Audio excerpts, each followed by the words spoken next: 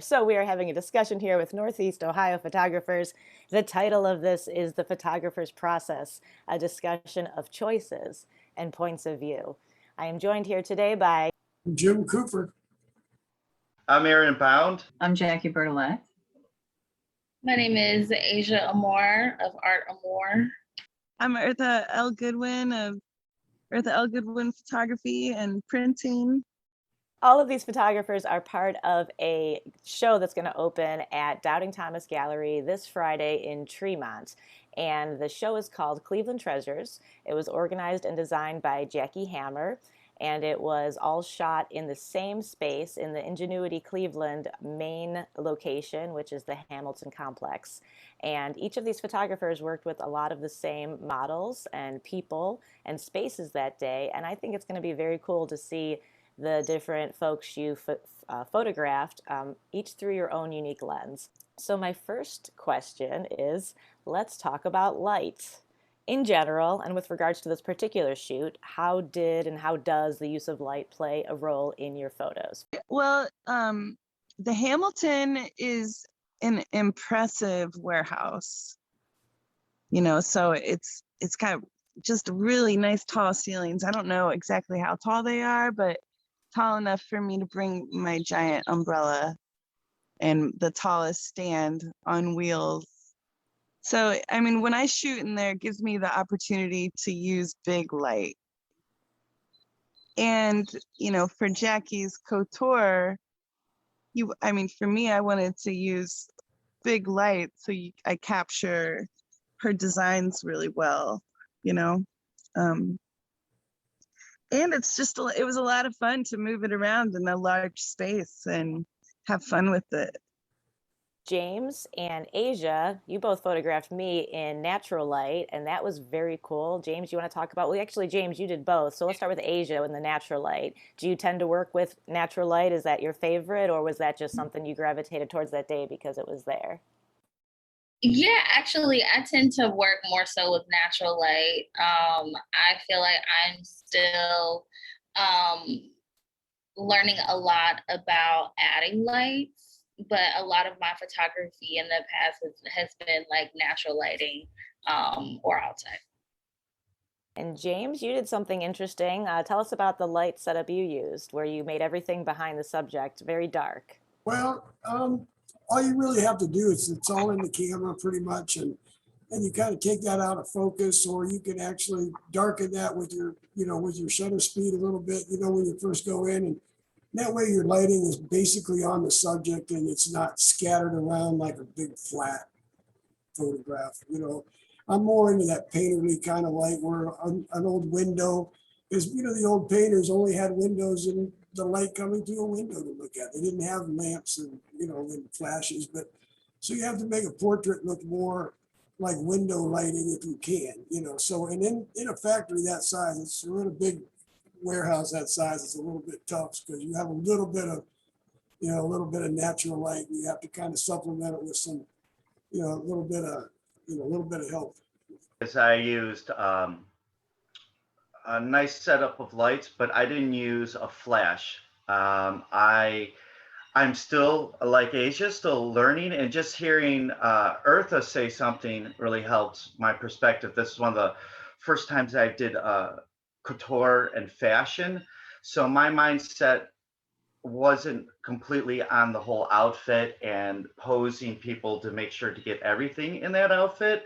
So my style through this was using a steady stream of light and in the different areas. So I was going for different effects, unfortunately, on some things. So I'm not saying I did something wrong, but I'm also learning that my style wasn't completely beneficial to highlighting what was made in the style of what people were doing. But I had a constant light and I used different gels. And I also used natural light, which I loved on the second floor, because we were starting to get a little bit of sunset. So you're having the yellow come through, and the warehouse space on the second floor is so big that the background is darkened, but you had where the light's coming through these, nice 8-foot windows. So I try to use that the best. Normally, I prefer natural light. I really prefer to be on location, and I try to use, I like really strong and heavy light shadow ratios. And I do photograph fashion. That's kind of my forte. So, ironically, though, to me, showing off the garment is secondary to an amazing photograph. So, I had a little bit of an advantage in that that's my studio space there. So when I walked in there, frankly, I wasn't even sure that was the day of the shoot. It just sort of, thankfully, I had a photo shoot set up that day. So I was at the studio. And I just used a single ring light, which normally I wouldn't have even used. I would have used completely natural ambient light in the warehouse. But because of the nature of the shoot and the speed that everyone was rolling, I mean, there was a lot of people, a lot of chaos, a lot of things going on. And so I just used a ring light, and it gave me really harsh shadows, which I love. And it gave me a little bit more of an artistic fashion, as more editorial fashion, as opposed to a straightforward catalog fashion. So yeah, I had a little advantage in that all my lights were already there. And I think this is such a unique individual point of view that each of you brought to this. From the photos I've seen come back already, they're all different. The light's different, the style's different. Like you said, Arron, you did something different, but I think that you're still gonna, I haven't seen any of your photos yet, but the few I saw on the viewer on the camera, I mean, I think it's great that you all captured people and the costumes and the design by Jacci and everything.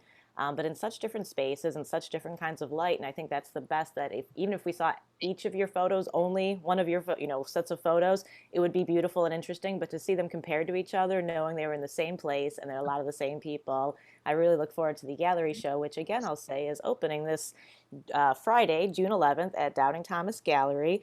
I think it's free to attend, right? You just show up and enjoy. It's going to be a little party outside, and all the photos will be on display inside the gallery, doors open, fresh air. So it's going to be really great to see all these photos.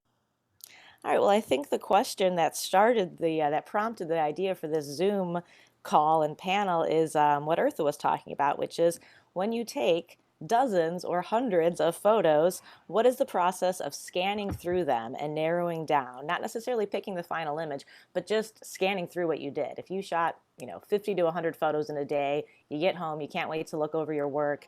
Do you scroll through your viewer on your camera? Do you dump them all on your computer?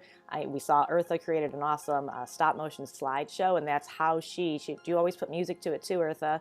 Before you answer, but she put music to it, she made a stop motion video, and then she just watched her photos and said, okay, that's one I need, that's one I need. So I'm curious to hear from all of you how you first view your photos after the shoot. So Eartha, tell us about what you did, and then let's go around the group. Well, one thing that I love about different, our different ways of utilizing our tools is the different software that we all use, like different browsers. So that's where it begins for me. I open my Adobe Bridge. I use that because it goes across the whole Adobe suite, all the programs. And I open them up in RAW, and I first, I guess, I edit for focus. And I'll use like a rating system. Sometimes when things are, like really complicated, when there's a lot of people, like a wedding or a big event, or like a fashion shoot where there's lots of, like powerhouses, when you shoot a bunch of powerhouses, that's when I like to just take them all and put them in with something as simple as iMovie, and assigning each image about 1/8 of a second or less. So it's really just like quicker than a blink. And that's pretty fast. So I like to watch those, and I'll put music to them, and they create their own time, and that's how I'll go find the music for it. And that in itself is a lot of fun. And those things are like, they're really happy accidents, but they're also extremely helpful for editing, because certain ones will resonate with me more than others, you know? I think for my process of picking photos, it's really a process of elimination. So like I'll go through them like on my laptop and name them. And as I like upload them to Adobe, I'll just decide from there which ones like I like, which ones look clear, which ones like really stand out to me. And then those are the ones that I use. And then like the ones that are leftovers, they're in Adobe because like I found them interesting. They're just not the ones that made it. So if I decide to come back, then they're there. Myself is, you know, I try to do everything in camera as much as possible. And then when I get into post-processing, I kind of do my elimination by, if there's a batch of them that I shot in a little stream of them, maybe 10 or 12 images, and they're all the same darkness or the same lightness, you know, I'll kind of try to batch do the light part, you know, just lightening them all up, just like a section of, you know, those pictures. Like if I shot, you know, you in a dark room, you know, and all the light was on you, and then they all seemed a little bit light, I could, you know, I could more or less lighten that whole little batch, and then I could go pick, you know, the ones that I really like the light on, you know, from there. And I don't have to do a lot of processing after that. And then I like shooting right into the computer, you know, tethered to a computer. So I do that, but I go right into capture, you know, which I like their processing, you know, on raw files a lot better.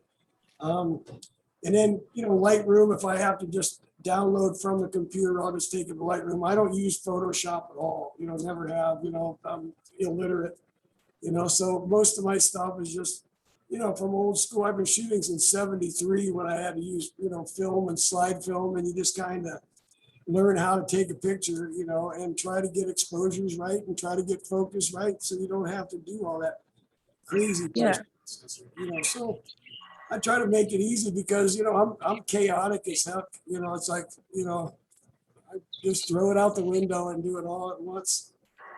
So that's all I can say, really.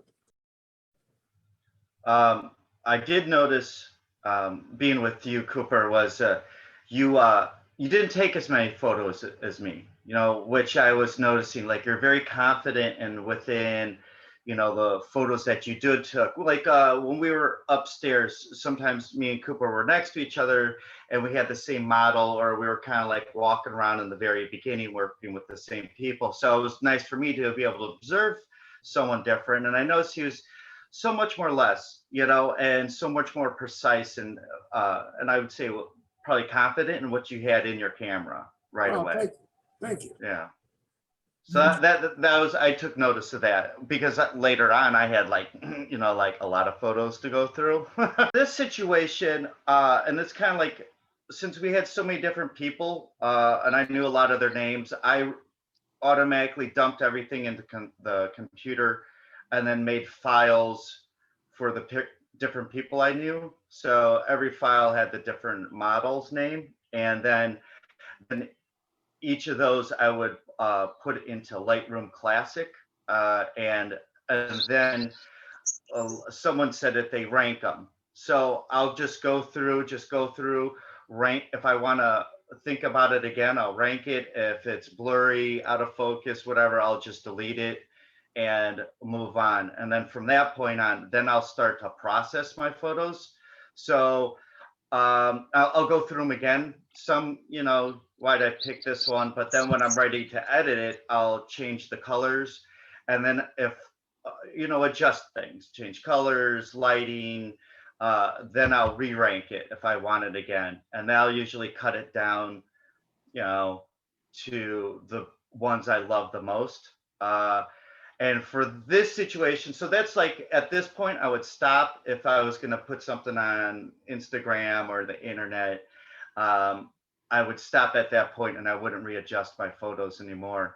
But now for this shoot, the ones I really want, I'll probably reprocess again to maybe just the cropping isn't perfect for me, or there could be a change in lighting, because what I find is when I edit for lighting and color.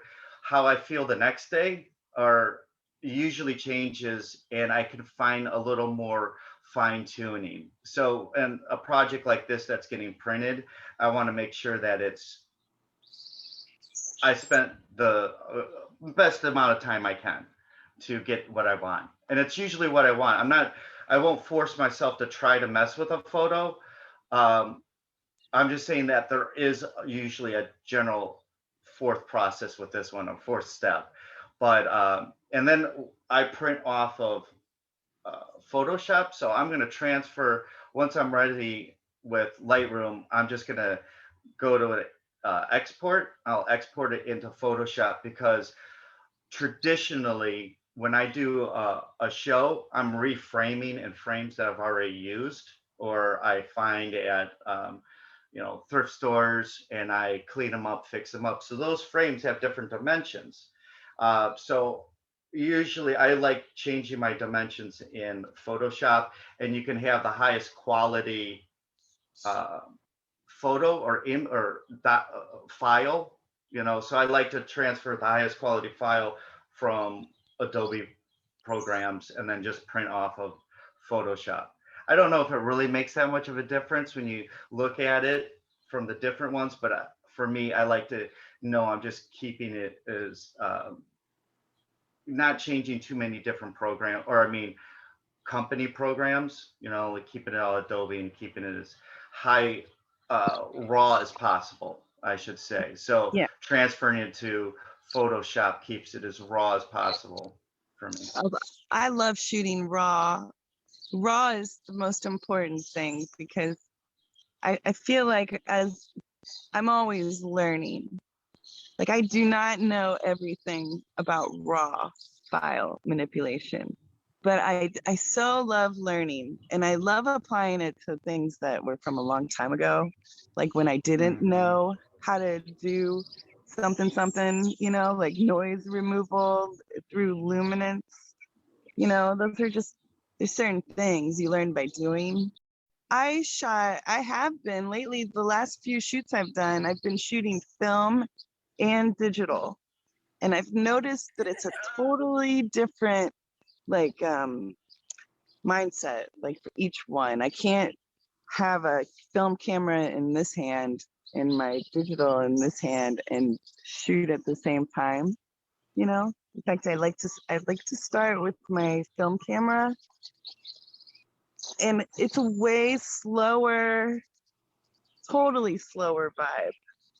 Time to focus, paying more attention at the light. With the film, I get 12 shots. So I think about my 12 shots and I act upon them in a completely different way than when I have my Nikon, and I can just shoot off 12 frames in 3 seconds if I wanted to, I enjoy that process, like going from shooting film and then going into the digital, but they're very different once you end up with the negative versus the raw file. So just to add a little bit more fun to the process. I still want to hear Jacci's process on editing, but Eartha, you made me want to ask this question. Did anybody use actual film for this photo shoot for the Cleveland Treasures? I used a little, one roll. It's quite different depending on what I'm shooting, whether it's film or digital. And it's quite different depending on what the end product is for that photograph. If I'm shooting, say, for myself in a magazine, I don't even load the pictures. I just go through them on my camera and start dumping some. Then what's left, and I usually only dump like 5% of them right off the camera. Ones that are completely bad, like boom, I mean, that's just not going to happen. And then I take them to the computer, and I actually use I use a PC, which I know is like not cool in the art world. But See, I went my whole life in a corporate environment as an artist. So corporate environment and insurance companies and things like that, I had to use PCs. So I moved away from Mac many, many, many years ago. So I actually just use the photo reel through Microsoft and check them. And when I see what I want, I mark down the number. And I never throw away anything then once it hits my computer. So I have probably, I have probably 3 million pictures on my computer. So that's my first process. And then I shoot a gazillion pictures. And when I was using film, because I too went to school back in film days and, sheet film, and you only had 2 shots. So I know all about the lighting. I know all about checking the background for trees coming out of heads and all that kind of stuff, rule of thirds. So if I'm shooting film, I'm much more particular, as you were saying, about what's happening in the camera. When I go digital, I have a lot more creativity to just shoot, and I just shoot. I will shoot, I believe at a magazine shoot, I shoot about 2,500 shots in 4 hours. So, I dump them, because I'm not going to miss that shot. I learned being a professional photographer years ago, I missed the shot once and it will never happen again. So I always have the shot no matter what. So once I figure it out, let's say I had 500 pictures of one particular model, I'll narrow it down like right away to like 50 or 60. Usually that will be somebody's hair was in their face, or those simple things that just say, no way, that's not usable. Although the caveat to that is sometimes I do use those pictures because I kind of like that at times. It's part of why I don't throw anything away, because it might not make the magazine, but I might use it for something completely different. So I usually end up doing that. And then I'm not huge on focus, which will make a lot of photographers cringe, but it's not really my big thing. To me, I personally don't care for the really high definition images.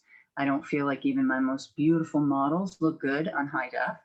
And I end up having to go in and fix them. And I don't like fixing because I only use Photoshop to crop, correct lighting if I need to, and dump it out. I'm not on a picture for more than 1.5 minutes. Otherwise, the picture didn't work for me. Occasionally, I'll do something really crazy weird, and then I'll spend a lot of time on it. But as far as just, this is one, done, boom, that was filed, boom, boom, boom, filed. So for me, there's a lot of different sort of what ifs as to how I handle it. But in the end, I really shoot to give every one of my clients at least 30, but it's usually closer to 50 or 60 images.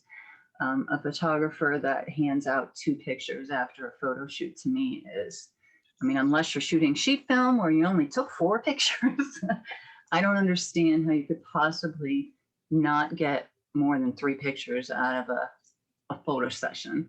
I just don't understand that. And to me, that does a disservice to our industry. So I believe in sending everything.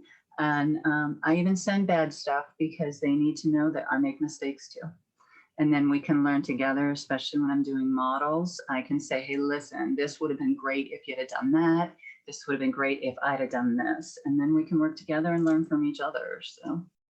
Thank you all again so much for joining this panel conversation. It's a great little promotion and shout out to the gallery show coming up this Friday, June 11th, Doubting Thomas Gallery in Tremont. The last question does tie right into what we've all been talking about, and I don't know how any of y'all are going to be able to answer this simply, but as Jacci brought up, she gets this question a lot. How do you choose the final image?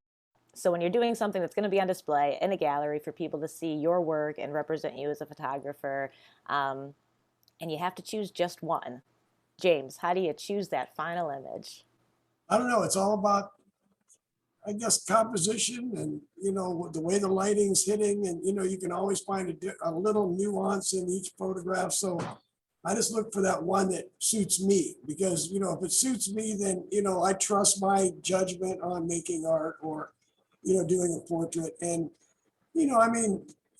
of course you give clients other choices. You give them the choice of anything, anything they want.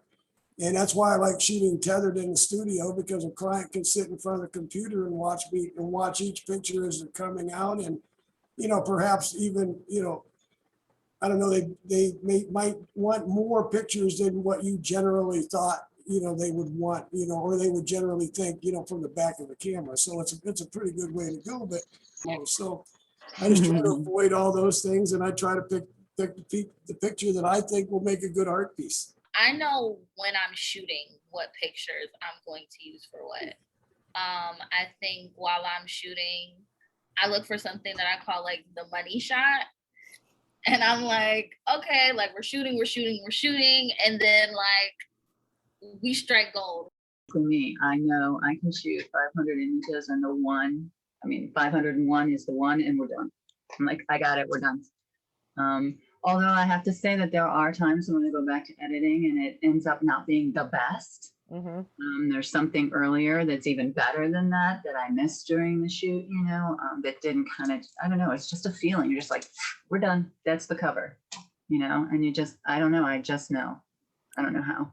There is, just like Jackie said, I think that's the one. And you'll go back and look and go, once you get on the screen, the big screen or my monitor, it has a completely different look than that little screen. And, so, but in this setting for this show, how to pick the one, I don't know. Like, I'm just going to agonize. I've gotten dwindled down to a certain amount. And that's the trick of it. Like, how I might be all happy and giddy tomorrow. I look at, 4 photos and I like one in particular the most. Tomorrow, I might not like that one as much. So I know I'll get to the point where I just say, these are all great. This one's going to be printed. And I'll completely question that decision the whole time. And when I'm standing in front of people at a gallery, I won't say that. I try to make sure I don't complain or worry about the photo, and I just let people go, oh my God, this is great. But it's just, I don't think I'm really ever quite there on sometimes. It's not all the time. Sometimes like, yeah, this is the one I've had this photo and I want to show it and I've been waiting to show it. Like I have something that's framed right now. I've had it printed for months waiting for the right opportunity. Like I knew right away. But for this one, I don't know. I'll just agonize. As a true artist should, to some degree, right? Artistic choices. And I think we can all identify with that too. Eartha, how about you? The final image.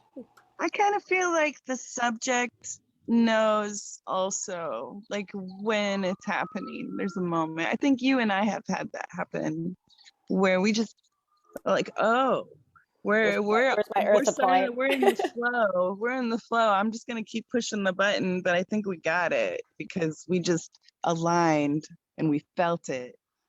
And usually when you look in the camera or on the computer, it's like that's the one that sings, right? It sings to you, or it speaks, or there's something about it that needs to be in front of people, There was other photographers too, right, on the scene that day, and that are going to be on display for this show. I believe I didn't get them all on this Zoom panel today, but we have Anastasia Pantsios and Laura D'Alessandro. And Gina Washington is also a photographer. Gina Washington. Okay, so yeah, so there were some. So like I said, a lot of us who were being photographed got photographed by a lot of these photographers here on the panel today. There were some other photographers, and some of these photographers photographed each other. So as we were just talking about here, Eartha took some photos of Jackie. You took some of Asia as well. Did anyone else here photograph any other photographers that were there that day? I did. I photographed several photographers.